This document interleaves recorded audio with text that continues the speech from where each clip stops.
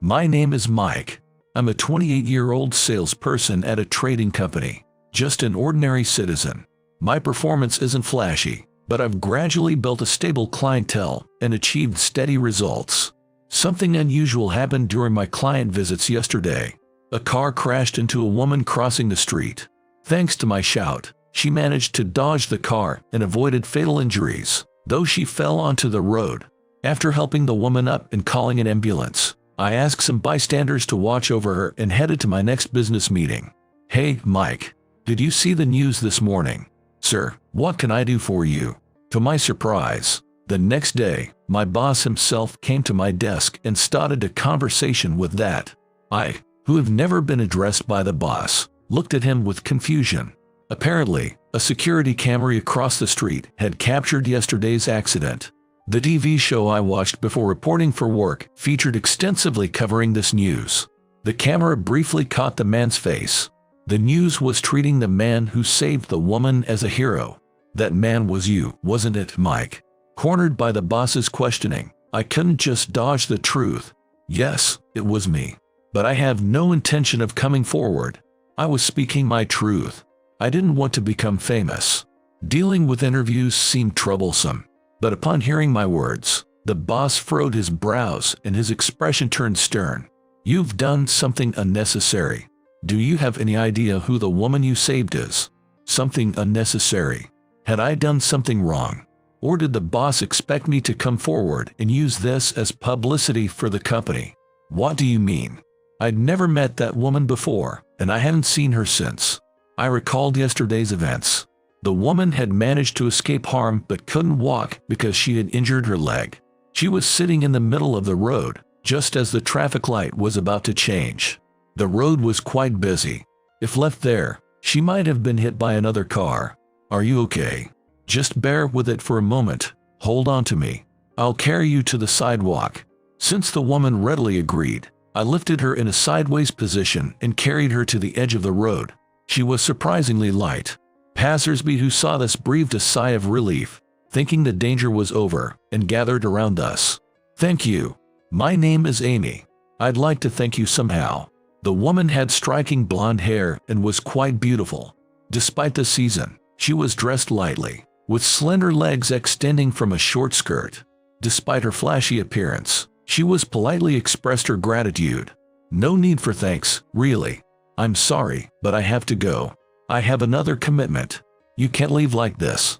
At least let me know your name, so I can thank you properly later. It's all right. We should help each other out in times of need. An ambulance is on the way. The people around here will take care of the rest, so don't worry. Fortunately, it seemed her injury was just a twisted ankle. Nothing more serious. Someone nearby agreed to stay with her, so I left the scene. Reflecting back, I think I did the right thing as a first responder. I couldn't stay with her till the end because of work, but was that a mistake?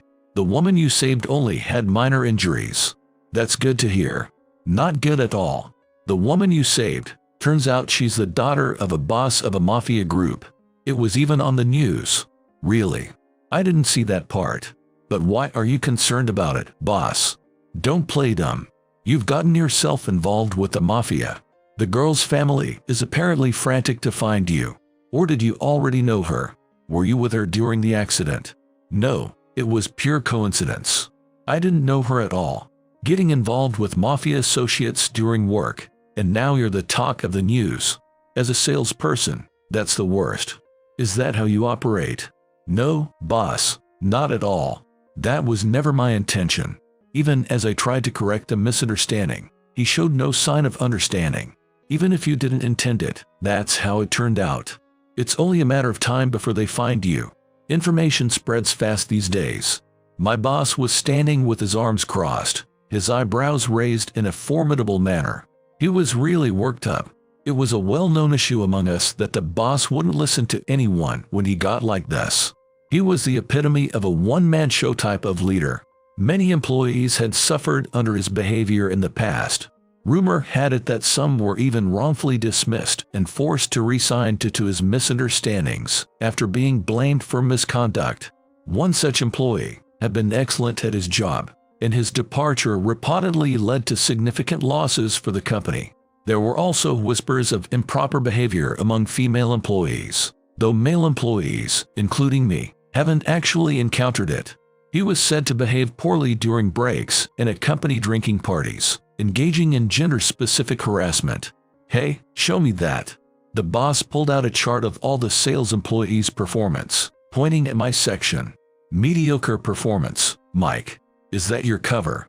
Now it's clear that the mafia is backing you. Don't tell me you've been pretending to be an ordinary employee, funneling our money and information to them. That's a serious crime. No, boss. That's a wild accusation. Please don't misunderstand. Misunderstand. Ha, poi excuse. That's what everyone with something to hide says. You know how much I despise the underworld, right? Rumors like this can tarnish the company's reputation. You've given me an extra headache at a busy time. What should I do with you? The boss was breathing heavily, seemingly convinced he was dealing with a mafioso. Even if it were true that she was involved with the mafia, in that situation, not helping her would have meant she was hit by the car. I couldn't just ignore a life in danger. What would you have done, boss? What's the point in helping a mafioso? It only empowers them, letting them infest society. Why should I care about a life in danger? If they are, let them face their divine punishment. Maybe she was targeted by a rival group. That's too harsh. Besides, I had no idea she was the daughter of a mafioso. Ignorance is no excuse. The mere mention of the mafia disgusts me. But even so, on top of that, today's the day of the executive board meeting. The topic of conversation since morning has been about that accident near our company. It's inevitable. What if your mess blows back on me? Can you take responsibility for that? Responsibility? How could I possibly take responsibility for something like this? That's unreasonable. But in reality, my identity hasn't been revealed to anyone. You never know who might be watching where. Besides, even without that accident, you were suspicious. I need to disassociate you from our company before it gets out that you helped a mafioso's daughter. So, you're firing me, is that it? The boss seemed only concerned about saving his own skin, not considering my position at all. Of course, someone involved with anti-social forces is as good as them. There's no way I can overlook this. I can't keep someone like you employed. You'll be dismissed on disciplinary grounds. Disciplinary dismissal. That would ruin my entire career. It's a fitting consequence for someone who got involved with the underworld. Our company prides itself on being clean. If you're worried about finding another job, why don't you join the mafia? The boss, pleased with his own idea, laughed heartily, his throat visible. I felt anger boiling up at the boss who barely listened to me, insisting on his own misconceptions. His way of handling things felt more forceful and unreasonable than anything the mafia might do. Then, the office phone rang. Apparently, a massive number of black cars had gathered in front of the company building, blocking the delivery trucks from entering.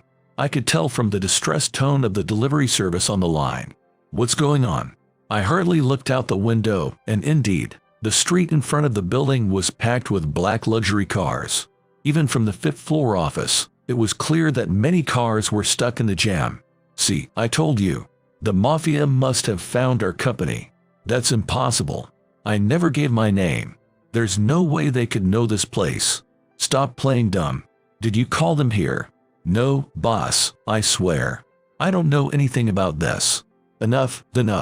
The boss dismissed my words, waving his hands as if to silence me. Anyone associated with criminal organizations is fired. But boss, he was always quick to make decisions. And it seemed he wasn't going to listen to me this time either. Outside, there were sounds of agitated car horns honking repeatedly. What on earth is happening today? It's unbelievable. It looks like your ride is here, Mike. Pack your things and leave immediately. Outside, the security guards had managed to sort out the traffic, and it seemed the delivery truck was able to pass through. Boss, it's okay now. The road is clear. Just as I was trying to calm the situation, a call came from the receptionist. What? A visitor for me. A group of them. Understood. Let them in for now. I wasn't expecting any visitors today, and a sense of dread washed over me. Boss, I'm sorry, but I have visitors unexpectedly. I'll handle them. Please go back to your board meeting. No way. Trying to escape. I'll make sure to see you off from our company myself. Soon, a noisy commotion approached from the hallway. It sounded like a large group.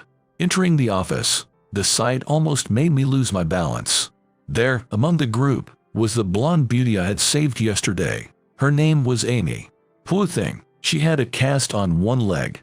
It's quite bold of you to show up here in broad daylight, the boss remarked sarcastically. It was an extraordinary scene. What was astonishing was the number of people accompanying her. About 10 men were surrounding her, all dressed in black suits. Their collars and cuffs revealed tattoos, and many wore sunglasses. They clearly weren't ordinary civilians. One middle-aged man, particularly close to Amy, looks especially tough. Mr. Johnson, this is for you. Amy handed me a familiar-looking business card holder. Thank you for yesterday. I didn't get your name, but you left this behind. I'm very grateful to you. My injury will heal soon, and I'll be able to return to work. Lost in her calm voice, I forgot the situation for a moment, mesmerized by her beauty. It was surprising to find such an attractive woman in this world, wearing a more subdued black suit than the day before. Her charm was even more apparent. Thank you as well. I was in trouble without my business card holder. By the way, who are all these people with you? This is my... Before Amy could finish, the boss's loud voice drowned her out. See, I told you, your identity is already exposed. Them finding out who you are and then storming into your workplace, what's all this? The boss was triumphant as if he had caught a criminal red-handed. Quiet you. The reprimand from the man next to Amy silenced the room. It was rare for anyone to talk back to the boss in our company. The employees visibly flinched. The boss, too, seemed taken back by the unfolding scene. And who are you to speak to me like that? You've got some nerve. You're the one with nerve. I'm the head of the Blackwood Group. I came here today to see Mr. Johnson. Sorry for the commotion with my entourage, but I wanted to express my gratitude. Well, thank you, but that's really not necessary. That's not good enough. You saved my daughter, and I'm grateful. With that, the group of stern-faced men in black suits all looked at me with gratitude.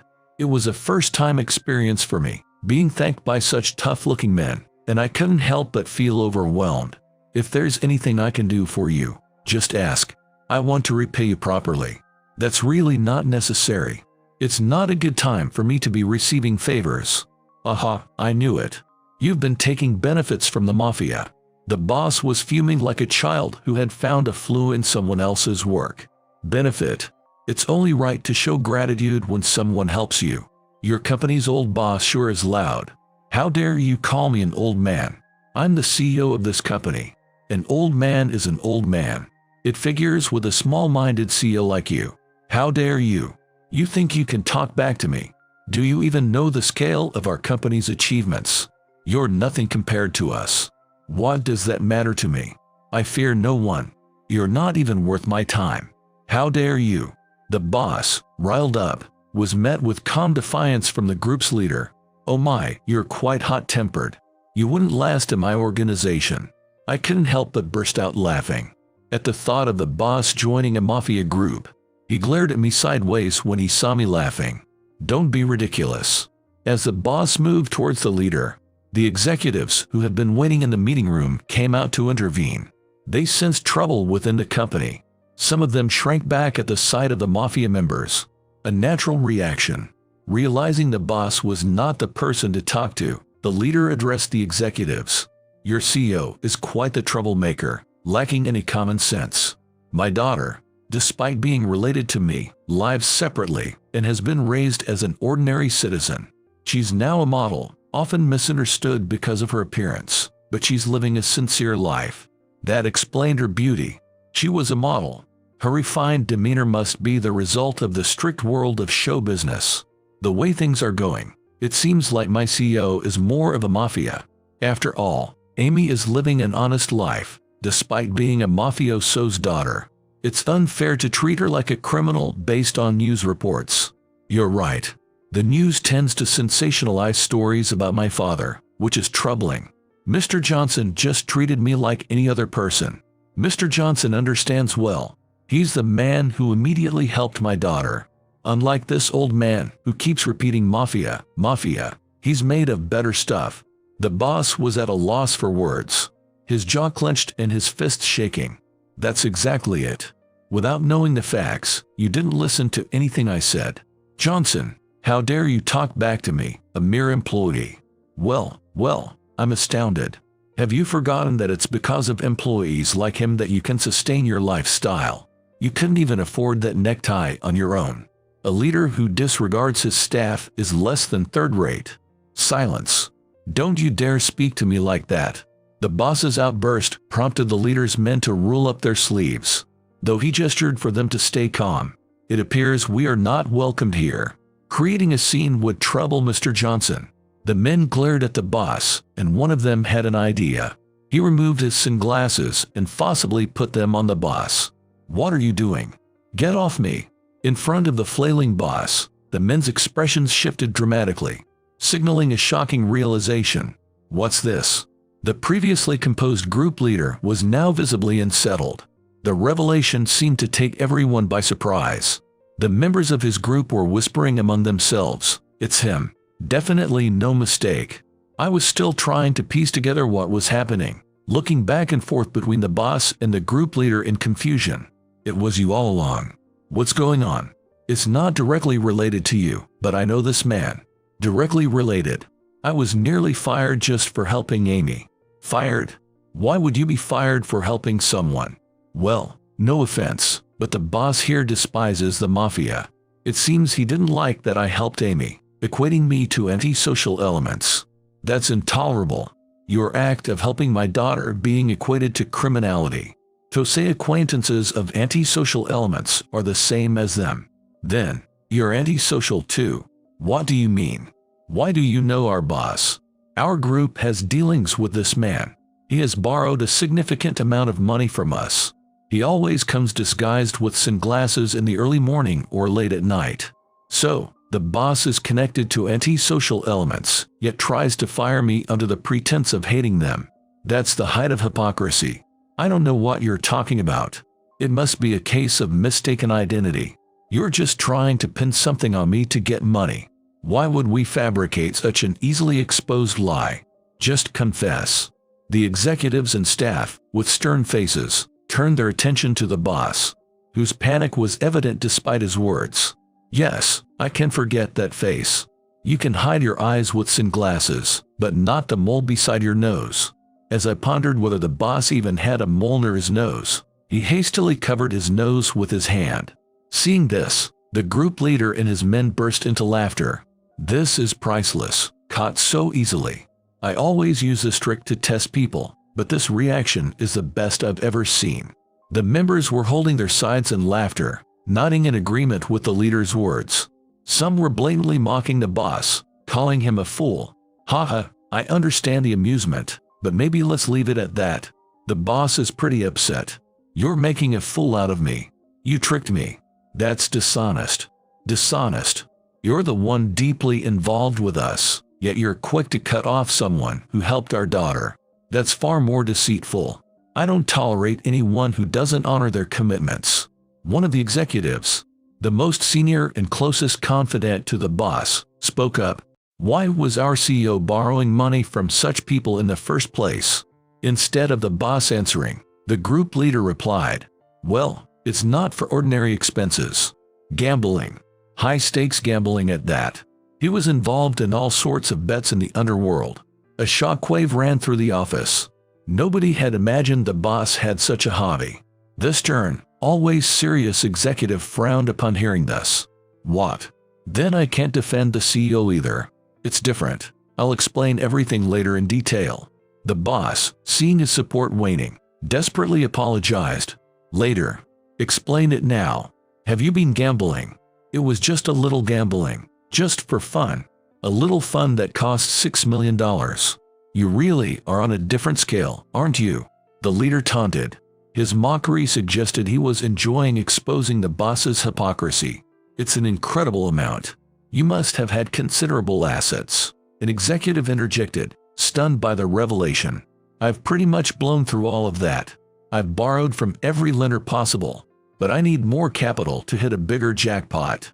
I'll double it and pay it back soon. Everyone falling into the abyss of gambling says that. It seems you have no more moves left. Plus, you've been avoiding us lately, disguising yourself and not showing up. We were just about to track you down, but this saved us the trouble. Good job. The leader praised the member who tricked the boss, who bashfully smiled at the recognition. What shall we do with him? Taking over the company would trouble the employees. Perhaps forced labor would be appropriate. Paying off $6 million. I wonder if he could do it before he drops dead. The boss, in utter desperation, threw himself at the leader's feet, pleading for mercy. I never imagined you would come here. I'll definitely pay back the money. Please overlook this incident. Overlook? You're in no position to say that. You've borrowed money for gambling and are now trying to evade repayment. The deadline has long passed. Plus, you're anti-mafia, saying anyone associated with them should be fired. How can you say that when you're involved with us? If it were up to me, you wouldn't get off with just being fired.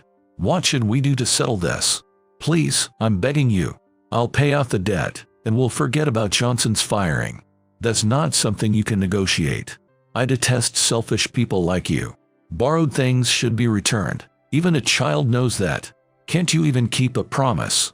I'm just in a bad streak now, but I'll win big soon. I'm tired of such excuses. People like you end up being preyed upon by money-hungry opportunists, using us for your own gain while discriminating against Yakuza and your clean company. What a character.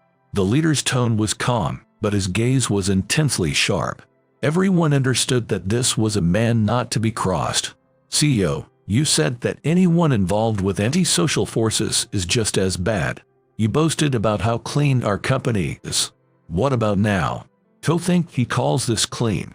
You're more suited to be a con artist than a CEO. The leader and his entourage erupted in laughter, highlighting the boss's fall from grace. As an employee under such a CEO, the situation was far from a laughing matter for me. Looking down at the CEO prostrating himself, I couldn't help but express my disappointment. I never thought you'd be such a despicable person. I will never call you CEO again.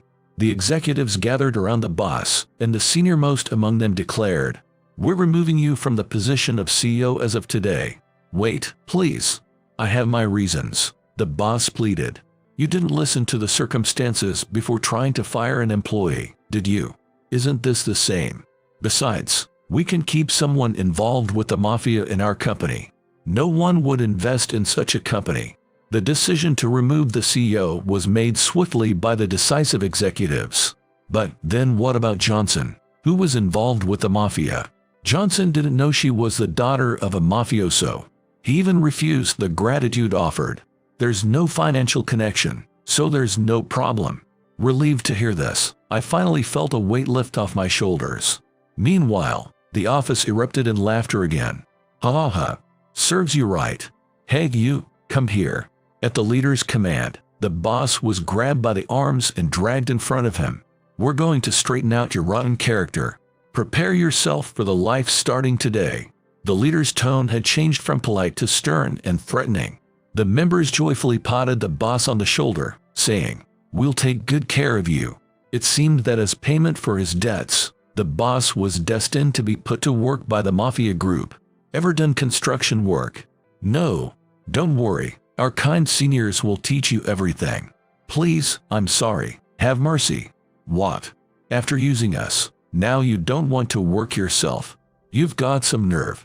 Keep messing around and we might just make sure you can do construction work at all. Please, stop, I'm begging you, don't take me.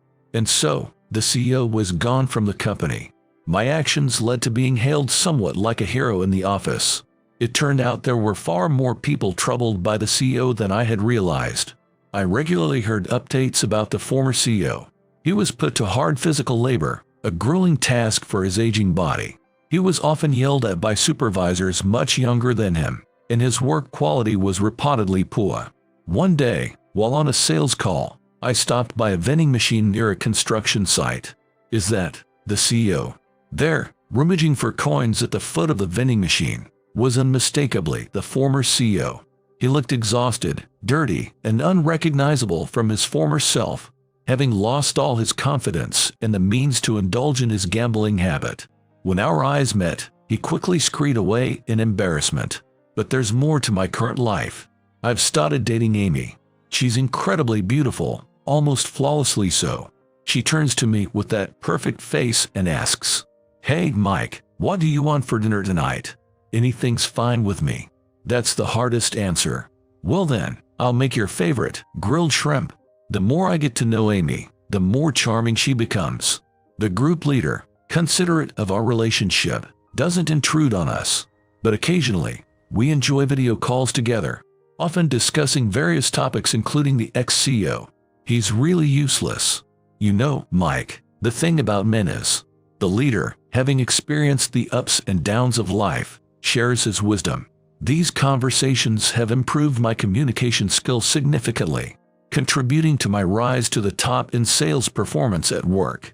I've come to value the lessons and discernment I've learned from the group leader, and strive to become someone who judges not just by position but understands what truly matters.